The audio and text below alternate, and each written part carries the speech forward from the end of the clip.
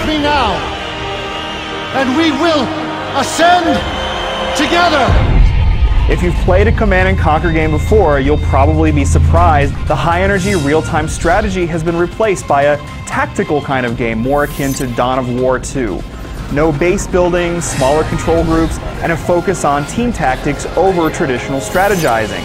Online play and computer skirmishes can be fun, but aren't consistently so. And the campaign is really straightforward and boring in spite of how well actor Joe Q can choose up the scenery as Brotherhood of Nod leader Kane. Command & Conquer 4 isn't bad, and a system of persistent unlocks will keep you engaged for a short time. But this is supposedly the last CNC game featuring Kane, and this isn't the explosive send-off he deserved. Relax. Relax. That's the only way to guarantee your safety.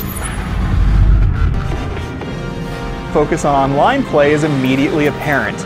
Even if you're in it to see how the story plays out, you're gonna need to be online and sign on through Electronic Arts' online portal.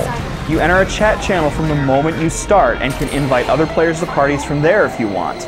The online requirement is part of an unreasonable but growing trend for PC games, an unfriendly way of approaching copy protection. But at least there's an attempt here to give the game an ongoing sense of community. You're always connected to other players, and there's a system of persistent experience, achievements, and unlocks that spans every mode. And that leveling is perhaps the game's most interesting feature. Whether you're playing a campaign mission, a match against the AI, or an online match, you earn experience. As you level up, you unlock new units and powers and whatnot. So if you're interested in the online, be aware that you won't have access to every unit right off the bat. This is a double-edged sword. On one hand, you get that urge to push forward so that you can unlock cool units like the Avatar or the Mastodon. On the other, you might find yourself in unbalanced matches against players that have access to higher-tier units that you can't effectively counter. If you're hosting a custom match, there's no way to limit players to a certain level cap.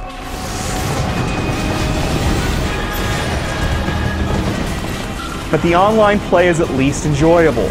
Maps are set up for 5 versus 5, one team of GDI players and one team of Nod. Before a match begins, you select one of 3 roles: offense, defense, or support.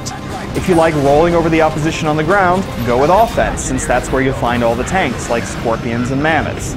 Defense grants you infantry and turrets, and support is all about aircraft and healing.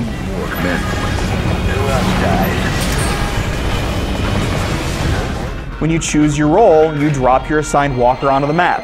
Walkers are mobile bases, though if you lose one, it isn't game over or anything. You just summon another one down to a spawn zone after a short wait.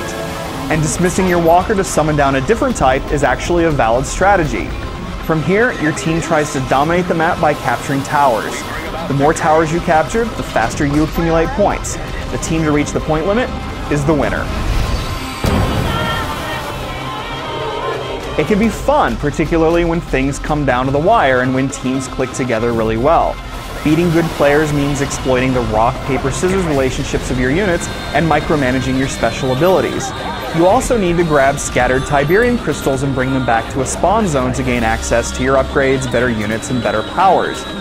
But it isn't as exciting as it sounds. A preset pool of command points limits your unit cap, the camera stays close to the battlefield even at maximum zoom, and the maps aren't that huge, it's just that units are comparatively slow even after a speed upgrade. Tiberian Twilight might take cues from Dawn of War 2 and World in Conflict, and it is fun, but it doesn't capture the excitement and sense of controlled chaos of those games. At least the famous live-action cutscenes give some of that Command & Conquer vibe. The story seems to take itself a bit more seriously in the final outing. The lighting is darker, the soundtrack is more overpowering, and the sets look less low budget than before. The campaign is set up in an interesting way too. As the nameless commander, you choose a path after a few missions and side either with Nod or GDI. You can then return to the other side and see how things play out from the other perspective. Sadly, even a few story twists and some of the usual hammy acting can't make the campaign exciting. Missions generally, but not always, involve moving a single control group around from one objective to the next, or if you play cooperatively, 2 players moving around their single control groups around.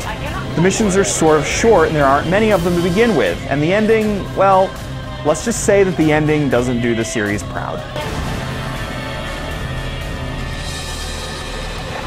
That doesn't mean you shouldn't play Command & Conquer 4. It's still fun, though hardly the best in its class. Online play is enjoyable when balance issues don't make things lopsided, and the game looks and sounds quite good. But the tepid campaign and limited sense of excitement make this an unusually modest installment in the series, and a disappointing way to end Kane's story. You'll enjoy Tiberian Twilight for what it is, but you'll also wish that it was something more.